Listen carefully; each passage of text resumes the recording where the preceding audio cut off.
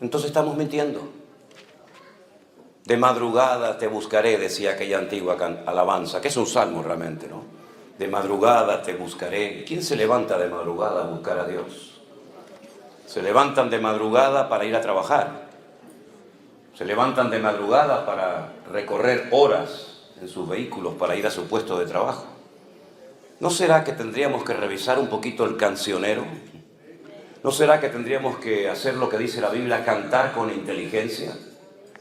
Porque yo me levanto de madrugada, yo te amo, yo te honro, yo te sirvo. Eso no cuesta nada al decirlo, ¿saben? Eso lo puede decir cualquier persona. Pero tenemos que ser coherentes. Yo creo que a estas alturas de nuestra vida, si no somos coherentes, en algo estamos fallando. Porque yo, como dije hace unos días aquí, cuanto más tiempo llevemos en los caminos del Señor, más se nos tiene que exigir.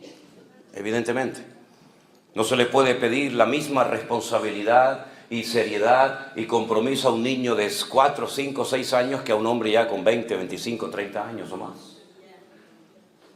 Entonces, nuestra vida cristiana tiene que ser un reflejo de una madurez que ya supuestamente tenemos en nuestras vidas. Hay cristianos que llevan toda la vida congregándose y nunca han leído la Biblia entera. Nunca la han leído completa. De hecho, hay hermanos que me han dicho, después de los días del confinamiento, de la pandemia en el año 2020, en marzo del 2020, que recién en aquellos cultos, en aquellos días, es cuando se plantearon por fin, en serio, comenzar a leer la Biblia, cosa que prácticamente ni hacían. Y algunos llevaban 10, 12, 15, hasta 20 años congregándose en una iglesia y no habían leído la palabra del Dios que dice que aman, honran y sirven. Es una incoherencia increíble. Es una incoherencia tremenda. Decir yo te amo, decir yo te adoro, decir yo te sirvo, está muy lindo, está muy hermoso. A nosotros los cristianos nos gusta cantar, ¿verdad? Nos gusta adorar al Señor. Pero tenemos que preguntarnos, Señor, lo que te estoy cantando, ¿realmente estoy dispuesto a llevarlo al terreno de la realidad, al terreno de la práctica?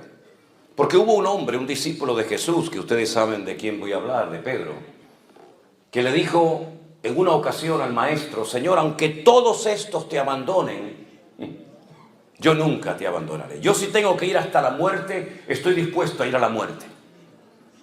Tal vez fue sincero en su palabra, tal vez fue muy honesto a la hora de decir eso, pero número uno, estás menospreciando a los demás. ¿Cómo que si todos estos te abandonan, yo nunca te abandonaré? ¿Y tú qué sabes lo que van a hacer los demás? ¿Por qué miras por encima del hombro a tus compañeros, a tus hermanos? ¿Por qué los miras así, tan despectivamente, como diciendo, de estos no te puedes fiar ni de uno, pero de mí no te preocupes, que yo voy a seguirte si hace falta hasta la muerte? Un error terrible, menospreciar a los demás, creernos superiores a los demás, pensar que los demás no son como nosotros en cuanto a nivel de madurez o en cuanto a nivel de compromiso o de santidad. Primer error grave que cometió Pedro. Segundo gravísimo error, proponerle o prometerle al Señor algo que no va a cumplir. La Biblia dice es mejor no prometer que prometer y no cumplir. Eso dice la palabra de Dios. Pero él le prometió al Señor que le acompañaría hasta la muerte y no cumplió con su palabra. Mintió. Luego el cristianismo no solamente se vive con el corazón, con los impulsos del corazón, con las emociones, sino con la cabeza. El apóstol Pablo dijo que Él es nuestro culto racional. No es una locura, no es que yo me emociono. Señor, te seguiré a donde quiera que tú vayas. Pero primero déjame que me despida de mi padre. Primero déjame que... Y el Señor dice, quédate en tu casa, no me sirves. ¿Verdad? Creo que falta mucha cabeza en la iglesia. Hay mucha emoción, hay mucho impulso, hay muchos deseos hermosos. Pero tiene que haber una sana combinación, un equilibrio entre la cabeza y el corazón. Porque de lo contrario, podemos convertirnos en personas emocionales, Y las personas emocionales, dice la Biblia en la carta de Pablo a los Efesios, que son tremendamente fluctuantes. Hoy están, mañana no están. Hoy a por todas, mañana no sé dónde me he metido, etcétera, etcétera, ¿verdad? Así que es cabeza y corazón. Siguiente error que cometió fue cuando el Señor Jesús fue al jardín de Getsemaní, al huerto de Getsemaní, a orar. Y le dijo a sus discípulos, incluido a Pedro, orad por mí, porque hoy, esta noche, mi alma está triste hasta la muerte. Esto es para los que dicen que un cristiano no puede estar triste. Si mi Señor estuvo triste y pidió oración, ¿cómo no voy a estar yo en algún momento de mi vida decaído, triste o desanimado? ¿Verdad? ¿Y qué hizo el Señor? ¿Ocultó su tristeza? ¿Aparentó, fingió que estaba pasándolo mal? No, Él pidió oración. Como tenemos que hacer todos y cada uno de nosotros. Hermanos, oren por mí. Yo oro por ustedes, ustedes oren por mí. Mutuamente nos apoyamos juntos en el nombre del Señor. El Señor va al huerto de Getsemaní a orar. Y Él, curiosamente, nos dice, de los 4 evangelios, hay uno que nos dice que Él llevaba escondida en su ropa una espada. No sé para qué tiene que llevar un discípulo de Cristo una espada, o un cristiano una pistola, o una metralleta. ¿Será que esa promesa de que el ángel del Señor acampa alrededor de nosotros y nos defiende no es suficiente? Entonces dice la Escritura que cuando vinieron a prender al maestro, Pedro sacó la espada y dice que le cortó la oreja al siervo del centurión. Cómo tenía que sangrar y gritar aquel muchacho en plena oscuridad, ¿verdad? Cortarte una oreja tiene que ser algo terrible. Pero yo tengo una opinión personal, no es Biblia, pero tengo mi opinión personal. Yo creo que realmente lo que Pedro quiso hacer es cortarle la cabeza. Pero aquel muchacho tuvo reflejos y la movió y solamente le cortó la oreja, pero probablemente lo hubiera matado esa noche. Y el Señor Jesús no lo felicitó como en otras ocasiones, sino que le dijo, guarda tu espada porque el que a espada mata, a espada muere. Yo no necesito que usted me defienda. Así que guarda tu espada. Un grave error de Pedro, aparte de los que ya he mencionado, es defender al Señor con armas carnales. La Biblia dice, aunque andamos en la carne, no militamos según la carne. Porque las armas de nuestra milicia no son carnales, pero son poderosas en Dios para destruir fortalezas y para llevar cautivo todo pensamiento a la obediencia de Cristo Jesús. No es con espada, no es con ejércitos, es con mi Santo Espíritu, dice el Señor. Y la Biblia habla de una espada, pero la espada del Espíritu, que es la palabra de Dios. Y no mis armas carnales, como puede ser el carisma, la elocuencia, la experiencia, etcétera, etcétera. Otro error terrible que cometió Pedro. Pero siguió descendiendo, porque se había olvidado de una palabra que el Señor le había dado esa noche. Antes de que el gallo cante, tú me negarás 3 veces. Cuando hay una palabra del Señor, y en este caso una palabra específica para la vida de Pedro, tú tienes que valorar y tener en cuenta que hay una palabra detrás de tus acciones, detrás de tus actos, y tú no la tienes en cuenta. Tú sigues empeñado en demostrar que tú eres mejor que nadie. Tú sigues empeñado en convencer al Señor de que esa palabra no puede ser así, sino que yo te voy a ser fiel hasta la muerte.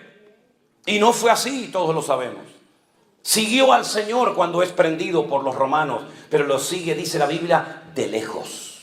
¿A qué distancia estás viviendo de Cristo? Las ovejas, cuando se separan del rebaño a más de 15 o 20 metros, se pierden porque tienen una muy mala visión.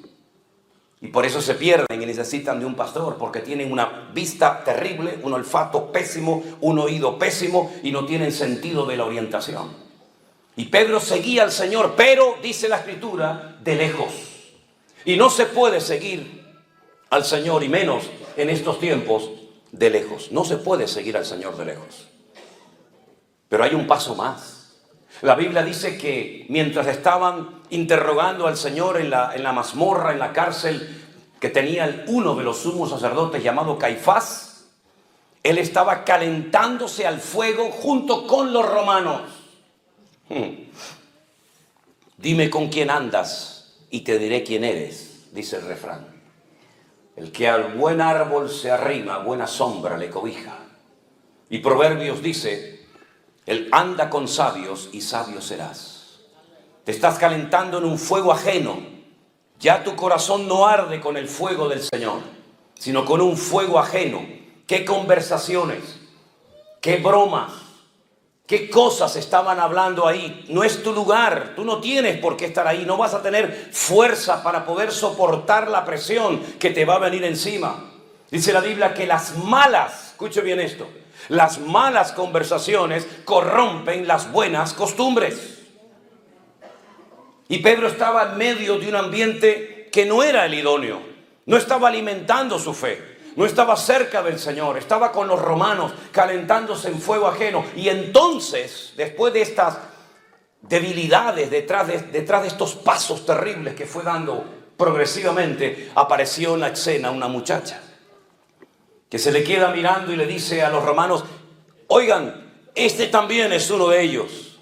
Y Pedro dice: te equivocas, yo no soy ninguno de ellos. Sí, tú eres uno de ellos. Yo te vi caminando con Jesús y con el resto de sus discípulos. Y negó, y al momento, dice la Biblia, que el gallo cantó. Y entonces es cuando en ese momento sale el Señor de la cárcel, se le queda mirando fijamente. Se cruzan las miradas de Pedro y del maestro, y sin palabras, dice la Biblia, que fue quebrantado y salió de allí llorando amargamente. Acababa de cometer el peor pecado que puede cometer un creyente, que es renegar de su fe en Cristo. No tener el valor para confesarlo públicamente, es decir, esto se llama apostatar. Apostatar de la fe. Negar a un Señor, negar una fe, negar un modelo, un estilo de vida, porque no quieres que te reconozcan como uno de sus discípulos. Y entonces dice que se fue y lloró amargamente. No fue a la cruz con el Señor, no estuvo al pie de la cruz, como por ejemplo estuvo Juan y su madre y María Magdalena y otras mujeres, sino que se marchó a llorar. Pero las lágrimas no sirven para nada si no hay un verdadero y genuino cambio en tu corazón. Hay gente que llora porque ha destrozado su vida. Hay gente que llora porque ha perdido su matrimonio. Hay gente que llora porque ha perdido un hijo. Hay gente que llora porque saben que están haciendo algo incorrecto ante los ojos de Dios, pero no hay cambios. Y no es suficiente con llorar, no es suficiente con reconocer, hace falta un arrepentimiento genuino y hace falta una conversión genuina y un compromiso genuino con el Señor. Y Pedro lo único que hacía era llorar y llorar y llorar, pero las lágrimas solamente no cambian a nadie. La historia dice que se llevaron al maestro y efectivamente lo crucificaron, lo colgaron en un madero. Y allí estuvo desde las 7 de la mañana, cuando se hacía el primer sacrificio de la mañana en el templo de Jerusalén, que se llamaba Shacharit, y estuvo hasta las 3 de la tarde, colgado en aquel madero, hasta la hora del sacrificio de la tarde, que se llamaba Minjá. Y a las 3 de la tarde el Señor Jesús encomienda su espíritu al Padre y termina muriendo en aquella cruz. ¿Apareció Pedro por allí? ¿Fue por la cruz a pedir perdón al Señor, al Maestro? No apareció. ¿Dónde estaba? Ni tú ni yo lo sabemos. Ni nadie te lo puede decir. Pasaron 72 horas y los discípulos pensaron que ya se les había venido el mundo encima. Ya el Maestro está muerto. Ahora volver atrás, volver a nuestras casas, a nuestros trabajos, a nuestras amistades y familiares, y reconocer públicamente que nos equivocamos de Mesías, que seguimos al hombre equivocado, que lo dejamos todo por él, pero resulta que ahora lo han matado y no se ha restaurado el reino, la monarquía, como ellos creían que se iba a hacer. Para ellos era muy duro. No se atrevieron a ir ese primer día allí a Capernaum o a Tiberias o a Galilea, sino que se encerraron en una casa y dice que estaban muertos de miedo, porque en cualquier momento los romanos podían venir a prenderlos a ellos también y crucificarlos como a su maestro. A las 72 horas una mujer muy conocida por ellos, una mujer que había sido liberada de 7 demonios, una mujer que la conocemos como María Magdalena, porque era de una localidad muy conocida en aquella época llamada Magdala, que era el puerto al que se llevaba el pescado para echarle sal, y de ahí salían rumbo al Mediterráneo para llevar ese pescado a Roma. Esa mujer resulta de que fue la primera en ir al sepulcro, porque ella era tal vez una de las pocas personas que se acordaba de que el maestro había dicho antes de ser crucificado: yo resucitaré al tercer día. Destruid este templo y lo reedificaré en 3 días. Y se reían de él y le decían: 40 años tardó Herodes en reedificar este templo, y tú dices que lo vas a destruir y en 3 días lo reedifica. Pero dice la escritura, pero él hablaba del templo de su cuerpo. Juan no fue al sepulcro a los 3 días, no fue tampoco Pedro, no fue Santiago, no fue Bartolomé, no fue Felipe, no fue Tomás. Fue una mujer acompañada seguramente de otras, y cuando llega al sepulcro se da cuenta de que la tumba está abierta y vacía, y comienza a llorar, y comienza a llorar. Probablemente le pasó por la mente: han profanado la tumba, se han llevado el cuerpo de mi Señor. Y entonces encuentra a alguien que le dice: dime dónde lo han llevado, que yo me lo llevo. Es increíble, ¿verdad? Y en ese momento oye una voz que le dice: María. Y ella reconoce, porque las buenas ovejas reconocen la voz de su pastor. Y le dice: no sigas llorando, María, no busques entre los muertos al que vive, porque ha resucitado. Y ella va corriendo a esa habitación, a ese aposento alto, a esa casa, donde los discípulos están muertos de miedo, llorando, temblando, porque piensan que también sus vidas van a morir en cualquier momento. Y cuando llega les dice: el maestro está vivo, lo he visto, he hablado con él, está vivo. Y le dicen: ¿cómo que está vivo? Salen corriendo al sepulcro, y dice la Biblia que Juan llegó primero, pero no entró. Y después llegó Pedro, y dice: entró, vio y creyó. Y vio una tumba vacía. Vio el sudario bien puesto, bien colocado en la tumba, lo cual significa, cuando un comensal, cuando una persona estaba comiendo y por ejemplo tenía que ausentarse para atender a alguien o ir al baño o lo que fuera, si iba a volver, dejaba bien doblada la servilleta.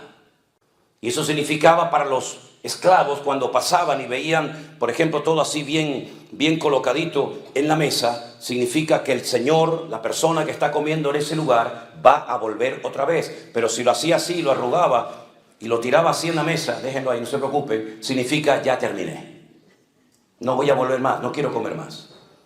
Y cuando el Señor Jesucristo resucitó, dice que el sudario y todo lo que le habían colocado alrededor de su cabeza y de su cuerpo estaba bien doblado, bien colocado en su sitio, lo cual significa: volveré otra vez.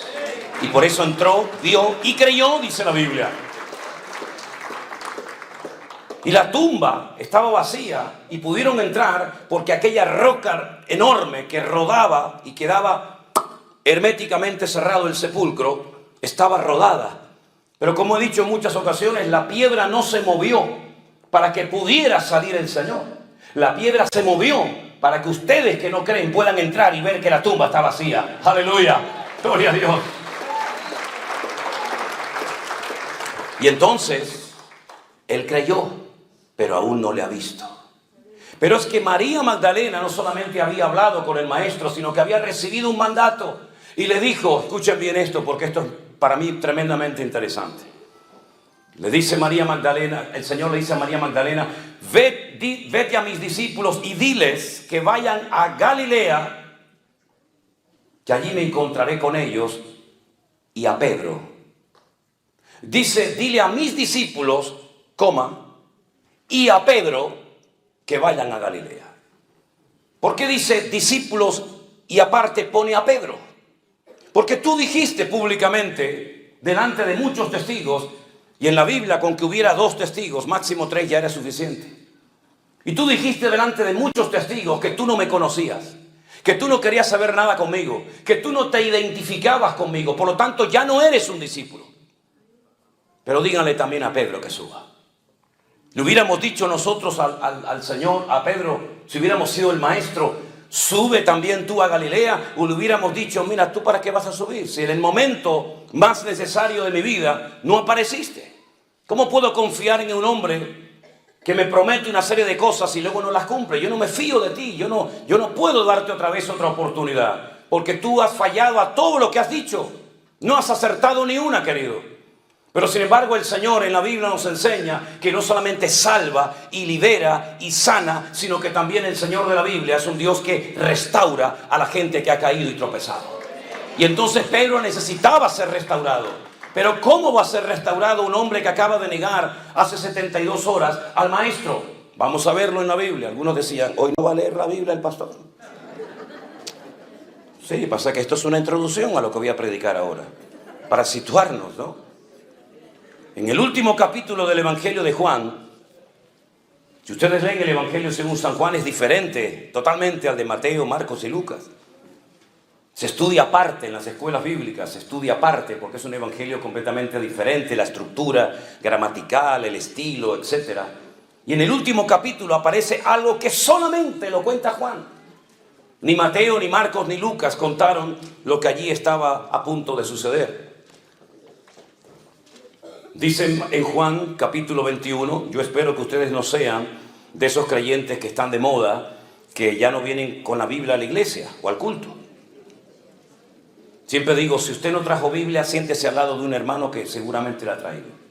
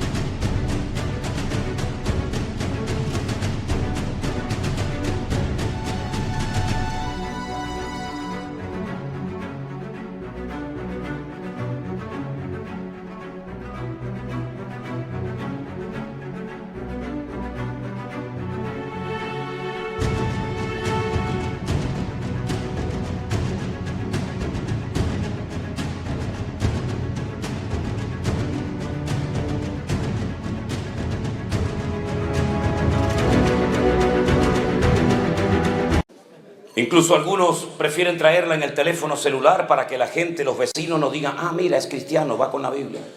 Espero que usted no sea uno de esos, ¿verdad? Juan capítulo 21 dice,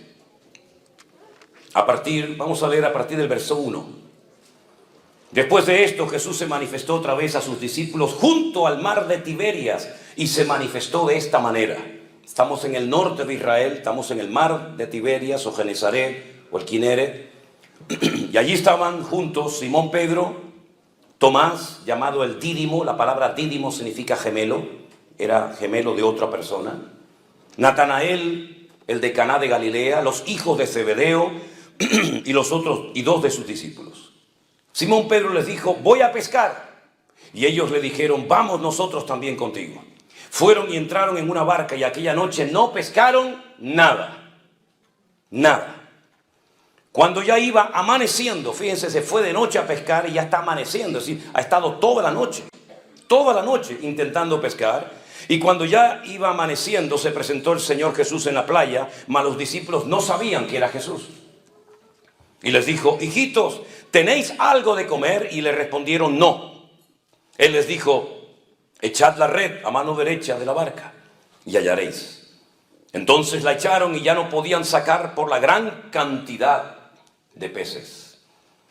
Entonces aquel discípulo a quien Jesús amaba le dijo a Pedro, es el Señor. Simón Pedro, cuando oyó que era el Señor, se ceñó la ropa porque se había despojado de ella, se echó al mar y los otros discípulos vinieron con la barca arrastrando la red de peces, pues no distaban de tierra como 200 codos.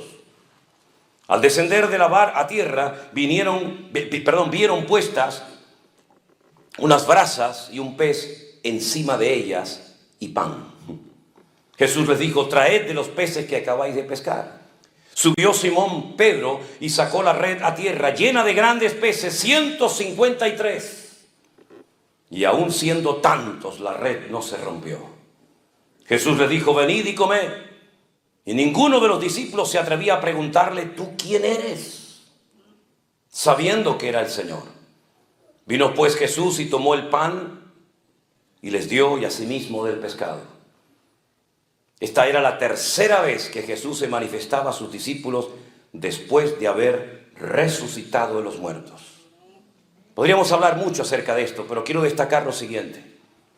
Días atrás el Señor le había pedido a Pedro, a Jacobo y a Juan que fueran con él al huerto de Getsemaní a orar junto con él, ¿se acuerdan? ¿Y qué pasó? Se quedaron dormidos. Los despertaba y se volvían a quedar dormidos. Los despertaba y se volvían a quedar dormidos. Y ya la tercera vez le dijo el Señor, seguid durmiendo. ¿No habéis podido velar conmigo una hora? ¿No os he pedido toda una noche de vigilia? ¿Os he pedido una hora de oración juntamente conmigo y no habéis sido capaces? Y ahora resulta que se nos encuentra en el mar de Galilea y dice la Biblia que han estado toda la noche hasta el amanecer intentando pescar y no han pescado nada. Oye, qué curioso, ¿no? 3 días atrás te quedabas dormido cuando te pedí que oraras por mí una hora y ahora para tu trabajo has estado toda la noche sin obtener ningún tipo de resultado y no te ha entrado sueño. Qué cosa más rara, ¿no? Bueno, eso pasa hoy en día también a algunos cristianos. Hermano, no tengo tiempo para leer la Biblia, no tengo tiempo para ir a la iglesia, no tengo tiempo para las cosas del Señor, pero luego para tu trabajo siempre te las arreglas para tener tiempo. Eso pasa en Europa, en Estados Unidos diferente, porque ustedes están en un nivel espiritual superior al nuestro. Nosotros de la vieja Europa estamos todavía en pañales, ustedes ya han superado esto, ¿verdad? Bueno, está bien. Cuando hubieron comido, ya están satisfechos, ya han comido, ¿no? Ya están contentos. Ok, ahora viene. Fíjense cómo el Señor restauró a Pedro. Jesús le dijo a Simón Pedro, Simón, hijo de Jonás. No el Jonás del Antiguo Testamento, evidentemente, otro Jonás, ¿no? ¿Por qué le menciona al Padre? ¿Qué tiene que ver el nombre del Padre con lo que el Señor está a punto de hacer en Pedro? Simón, hijo de Jonás, ¿me amas? ¿Me amas más que estos? Y él le respondió, sí, Señor, tú sabes que te amo. Y él le dijo, apacienta mis corderos. Jonás fue un profeta que sabía la voluntad de Dios, pero fue un profeta rebelde. No quiso poner en práctica el llamado de Dios para su vida. Y por eso te estoy mencionando el nombre de tu padre. Porque has actuado hace unos días atrás exactamente igual, bajo la misma rebeldía y desobediencia de aquel profeta del Antiguo Testamento llamado Jonás. Que estaba en Israel, el Señor lo manda a Nínive y él coge un barco en Jaffa o en Jope y se va en dirección opuesta rumbo a España, donde está Tarsis, en el sur de España. Y tú has sido exactamente igual. Tú prometiste un montón de cosas. Tú dijiste que ibas a estar allí. Tú dijiste que aunque todos me abandonaran, contigo se podía contar. Tú has sido otro Jonás, que sabías lo que tenías que hacer, pero no lo cumpliste. Por eso le recuerda el Señor el nombre de su papá, de Jonás, el profeta rebelde. Y le pregunta al Señor, ¿tú me amas? Y Pedro, como siempre, con esto, con el corazón, no con la cabeza. Sí. Cristo, yo te amo. Bueno, pues si me amas, demuéstralo. Apacienta mis ovejas, involúcrate en mi reino, involúcrate en mi obra, atiende a la gente, haz algo, mijo. No estés ahí, bendíceme, ayúdame, prospérame. Tal vez por eso el Señor nos llamará ovejas, porque todo lo que pedimos termina en me. Bendíceme, cúrame, sáname, guíame, muéstrame, ¿verdad? Apacienta mis ovejas, involúcrate, haz algo, métete en el barro y mánchate también junto con los demás. Como parece ser que la respuesta fue muy precipitada y nada pensante, el Señor volvió la segunda vez a preguntarle, Simón, hijo de Jonás, ¿me amas? Pedro le respondió, sí, Señor, tú sabes que te amo. Entonces le dice, pastorea mis ovejas. Lo vuelve otra vez a poner en primera línea. Estoy dándote una segunda oportunidad. Estoy volviendo a confiar en ti. Tú me has negado, pero yo te vuelvo a restaurar. Yo te vuelvo a poner en primera línea, apacentando las ovejas, apacentando mis corderos, atendiendo a la gente. Te estoy restaurando, te estoy dando otro voto de confianza. Aprovéchalo. Y la tercera vez le dice el Señor, Simón, hijo de Jonás, ¿me amas? Parece que ahora entendió.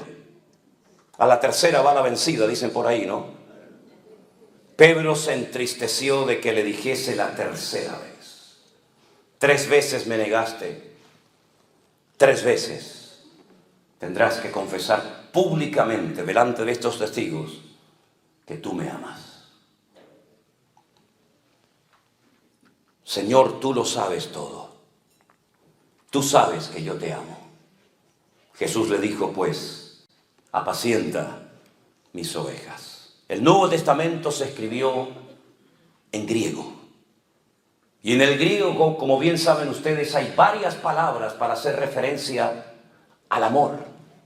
No es como en nuestros idiomas que hay una y ya está. Y por el contexto tienes que interpretar a qué tipo de amor estamos haciendo referencia. En el griego no. En el griego, igual que en el hebreo, hay palabras concretas y específicas para que la gente no malinterprete el mensaje. Está la palabra eros, está la palabra fileo y está la palabra ágape. Las 3 hablan de amor, pero de distintos amores. El amor ágape, para más información, lo pueden encontrar descrito perfectamente por la pluma de Pablo en 1 Corintios capítulo 13. El amor nunca deja de ser, todo lo cree, todo lo soporta, todo lo espera, ¿verdad? No se irrita, no guarda rencor, no busca lo suyo. Ese es el amor ágape. Y el Señor le está diciendo en el texto griego, le dice, Pedro, ¿tú me agapeas? Y Pedro le responde, Señor, yo te fileo. Eso no se puede ver en ningún otro idioma más que en el texto original. Si yo te estoy pidiendo este nivel de amor y tú me estás bajando el listón y me dices te amo, pero no como yo te amé a ti, sino como tú crees que me puede llegar a mí, y a mí no me sirve con ese amor tan bajo que tú me estás diciendo tener por mí. El amor, si es verdaderamente auténtico y un amor ágape como el de Dios, es un amor que está dispuesto a sufrir, está dispuesto a pasar desapercibido por amor a la otra persona. Está dispuesto a darle una oportunidad a la persona que te ha ofendido. Por eso yo creo que el gran pecado de la iglesia no es que ha caído en falsas doctrinas, que también, por cierto. El gran pecado de la iglesia no son las divisiones internas que nos han caracterizado durante años, que las hay también. El gran pecado de la iglesia y de todos nosotros es que no amamos a Dios como lo deberíamos de amar. Somos capaces de estar 1 hora cantando y repitiendo lo mismo, pero en el fondo realmente amamos a Dios por encima de padre, de madre, de dinero, de trabajo, de nuestra propia vida. Amamos realmente a Dios. Cuando le preguntaron al Señor cuál es el mayor y principal mandamiento, podía haber citado cualquiera. Hay 613 mandamientos en la ley de Moisés. Y él dijo, el principal mandamiento de todos es este. Escucha, Israel, el Señor nuestro Dios uno es. Y amarás al Señor tu Dios con toda tu alma, con todas tus fuerzas y con todo tu corazón. Y estas son las primeras palabras que aprende un niño de labios de su propio padre. Y las repiten por la mañana, y las repiten por la tarde, y las repiten por la noche, todos los días de su vida. Shema Israel Adonai Eloheinu Adonai Echad. Ve'ahavta Adonai Elohecha bechol levavecha uchol nafecha uchol meodecha. Todos los días repiten esto. Amar a Dios, amar a Dios, amar a Dios, amar a Dios. Amar a Dios con todas las fuerzas. ¿Qué significa? Que tengo que apretar así todos mis músculos para decir te amo, te amo. No, es con todos mis recursos. Eso significa con todas mis fuerzas. Amar a Dios con todas las fuerzas significa que Él es lo primero en mi vida. Primero que mi padre, que mi madre, que mi hijo. Ahora pueden entender cuando aquel le dijo, bueno, yo te seguiré, pero deja que primero entierre a mi padre. Los hijos no podían salir de la casa paterna hasta que el viejo muriera, porque si no quedaban automáticamente desheredados. Era una falta de respeto que un hijo saliera de la cobertura del padre hasta que el padre no le diera permiso, hasta que el padre muriera. ¿Cuánto podía durar el hombre? 10 años, 20 años, 40, no sé cuánto. Pero el Señor le dijo, no me sirves. Porque si pones primero a tu padre, o a tu madre, o a tu trabajo, o a lo que sea, no eres digno de ser mi discípulo. Porque es amarás al Señor por encima de todo y de todos. Ahora entendemos Ahora entendemos la repercusión de la vida, el impacto en el mundo espiritual que tuvo Abraham cuando el Señor le dijo: sal de tu tierra y sal de tu parentela. Hizo todo lo contrario a aquel que dijo: deja que primero entierre a mi padre. Deja que primero me despida de mi familia. Deja que quede bien con ellos y le explique a lo que me voy a dedicar y tratar de llevarme bien con ellos. Y cuando yo tenga el problema social o familiar resuelto, entonces te sigo. No hay condiciones cuando Dios nos llama. Es sí o sí, todo o nada. O entras o sales, no hay medias tintas. O siembras o esparramas. No hay condiciones a la hora de obedecer al Señor. Por eso hoy vuelvo a repetir: amamos realmente al Señor. Yo creo que en lo más profundo de nuestro corazón no somos conscientes de lo que significa yo amo a Dios. Amar a Dios es mucho más que leer la Biblia. Amar a Dios es mucho más que dar una ofrenda en un culto. Amar a Dios es mucho más que hablar en lenguas o levantar las manos o pagar diezmos y ofrendas o primicias y todo eso que se han inventado algunos por ahí. Amar a Dios es mucho más que cantar unas alabanzas un domingo a la mañana o un jueves a la tarde. Amar a Dios significa que ya no vivo yo, mas vive Cristo en mí. Y si tengo que dejar a mi trabajo, y tengo que dejar mi vida misma para servir al Señor, estoy dispuesto a hacerlo.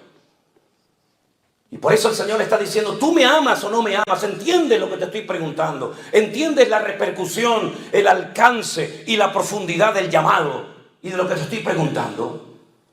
Así que si me has respondido: sí Señor, tú lo sabes todo, tú sabes que te amo, sí, pues agárrate a lo que te voy a decir ahora. Te voy a dar una profecía. Ya te la di en su momento y no la creíste. Cuando te dije: antes de que el gallo cante me negarás 3 veces. No la creíste, menospreciaste la palabra, seguías insistiendo en que no es así. No, Señor, no es así. Bueno, pues te voy a dar otra vez si ahora lo entiendes.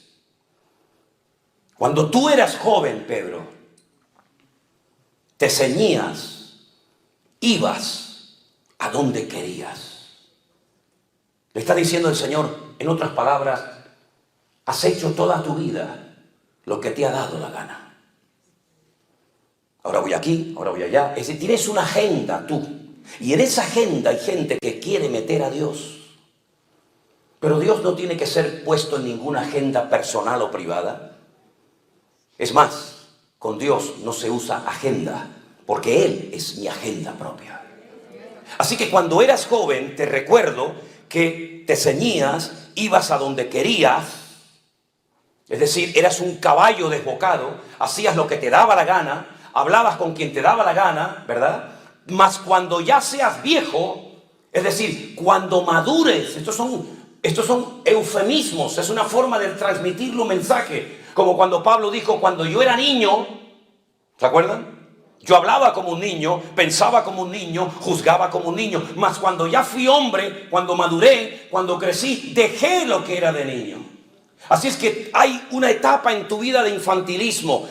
Hay una etapa en tu vida de rebelión. Hay una etapa en tu vida que te identificas con Jonás, el profeta rebelde y desobediente. Todo eso tienes que dejarlo atrás, porque cuando crezcas, ¿qué significa? Cuando seas viejo, cuando madures, Pedro, extenderás tus manos y te ceñirá otro y te llevará a donde tú no quieras. Fíjate tú lo que le está diciendo: aun cuando seas viejo, todavía tu voluntad será tu peor enemigo, Pedro. Te van a llevar a la muerte, te van a llevar a la crucifixión y todavía tendrás una lucha en tu interior tremenda. ¿Cómo puedo vencer esa lucha interior?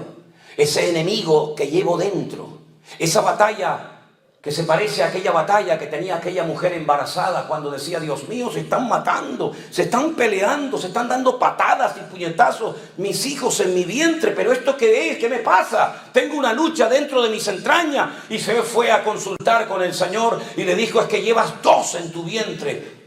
Y por eso esos 2, uno representa la carne y otro representa el espíritu, y son antagónicos, son opuestos, van a ser enemigos toda la vida. Y hablo de Jacob y Esaú, ¿se acuerdan? Pues en nuestro interior llevamos una batalla, una guerra. Por eso dice Pablo que nuestra batalla no es contra sangre y carne, sino contra principados, contra potestades, contra gobernadores de las tinieblas, contra huestes espirituales de maldad en las regiones celestes. Hay una guerra. Quiero, pero no quiero. Sí, pero no. Voy, pero en el fondo no. Es esa guerra. ¿Cómo se vence esa guerra? Miren a Jesús lo que hizo. Se metió dentro del huerto de Getsemaní y dijo: Padre, no se haga mi voluntad, sino la tuya. Y fue quebrantado, fue triturado allí. Y dijo: pasa de mí esta copa, más no se haga mi voluntad sino la tuya. Es decir, es una guerra que no se gana de pie, es una guerra que se gana de rodillas. Cuando dice: Señor, yo me rindo, me rindo. No sé nada, no puedo nada, no entiendo nada, yo me rindo a ti. Es entonces cuando el Señor dice: ahora has entendido. Y cuanto antes lo entiendas, mucho mejor para ti y para los tuyos. Así que vas a llegar a esa edad avanzada y te van a llevar a donde tú no quieras. Y ahora dice, porque allí estaba oyendo como testigo Juan, y dice: esto dijo, dando a entender con qué muerte había de glorificar a Dios. Y dicho esto le dijo: sígueme. Has dicho que me amas. Lo acabas de decir ahora 3 veces. Te han oído todos. Tú sabes que te amo, tú sabes que te amo, Señor. Tú sabes que te amo más que a la pesca, más que a mi familia, más que a la red, más que a la barca. Te amo. ¿Me amas? Muy bien, perfecto. Te pones a trabajar desde ahora mismo. Porque yo te saqué de ese trabajo para convertirte y prepararte y capacitarte para que fueras pescador de almas. Y has vuelto otra vez atrás. Te saqué de ahí y te vuelves otra vez atrás. Y en ese acto de desobediencia has arrastrado a Tomás, a Juan, a Santiago y a otros. Así que sal de ahí, sígueme. Y quiero que sepas que el premio que te voy a dar al final de la carrera es que te voy a dejar que te maten, que te cuelguen, que te crucifiquen exactamente igual que me hicieron a mí. Amamos al Señor. Amamos al Señor.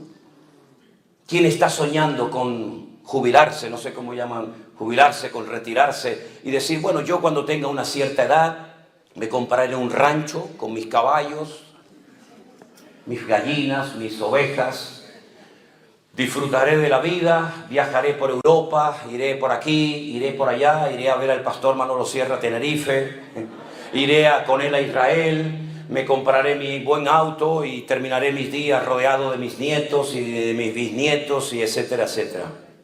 El Señor le dijo: olvídate de eso. La guinda, la corona del pastel va a ser que termines tus días crucificado, dando tu vida por mí. ¿Te imaginas que el Señor nos dijera eso a nosotros? Gracias a Dios que no sabemos de qué vamos a morir, ni cuándo, ni dónde. Gracias a Dios que no sabemos si moriremos de un accidente de tráfico, de una caída de un avión o de lo que sea. Gracias a Dios que no lo sabemos, pero Él sí lo sabía. Él sí sabía de que iba a morir.